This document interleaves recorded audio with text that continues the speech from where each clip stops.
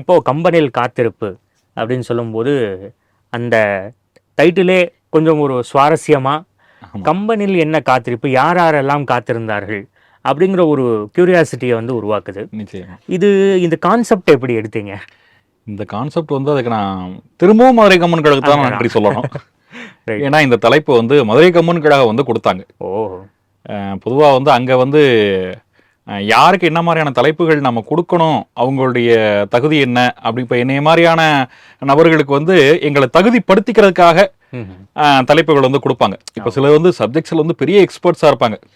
இப்போ பெரிய பெரிய தமிழ் அறிஞர்கள்லாம் அங்கே பேசியிருக்காங்க. அவங்கெல்லாம் வந்து அவங்களுடைய ஏரியா இதுன்னு தெரிஞ்சு அதுக்கேற்ற மாதிரி தலைப்பு கொடுக்குறதுன்ற ஒன்று. ஆனால் எங்களை மாதிரி நாங்கள் வளர்ந்து வரக்கூடியவங்களுக்கு வந்து என்ன தலைப்பு கொடுத்தா இவங்க வந்து எதிர்காலத்தில் நல்ல வாசிப்பை வந்து இவங்க வந்து வளர்த்துக்குவாங்கன்னு தெரிஞ்சு தலைப்புகள் வந்து கொடுப்பாங்க. ம்ஹும். அப்படி முதல்ல மதுரை கம்மன்களை தான் அந்த தலைப்பை கொடுத்தது. தலைப்பு. அந்த தலைப்பு கொடுத்தாங்க. அப்புறம் அங்கே இருக்கக்கூடிய அறிஞர்கள் தலைப்பு கொடுக்கறதோட அவங்க நிப்பாட்டிக்கிறது இல்லை, பெரிய உதவிகள் செய்வாங்க.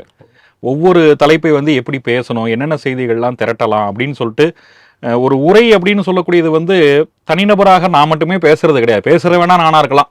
ஆனால் அதுக்கு வந்து நிறைய இன்புட்ஸ் கொடுக்குறவங்க வந்து மதுரை கம்மன் கழகத்தில் எங்களுடைய ஆசிரியர் பெருந்தகையாக இருக்கக்கூடிய போற்றுதலுக்குரிய வேலாயுதமையாக இருக்கட்டும், அல்லது கண்ணனனாக இருக்கட்டும், அல்லது அங்கே வந்து உலகினுடைய எத்தனை ராமாயணங்கள் உண்டோ அத்தனை ராமாயணங்களையும் படித்து முடித்த பேரறிஞராக இருக்கக்கூடிய பேராசிரியர் ராமூர்த்தி ஐயாவாக இருக்கட்டும், இவங்கள்லாம் வந்து ஒரு தலைப்பை பேசுறதுக்கு முன்னாடி அவங்ககிட்ட வந்து இந்த பாயிண்ட்டை சொல்லாமா அந்த பாயிண்ட்டை சொல்லாமான்னு கேட்டு டிஸ்கஸ் பண்ணி அதுக்கப்புறம் தான் வந்து நான் பேசுறதுக்கு நான் மேடை ஏறுறேன்.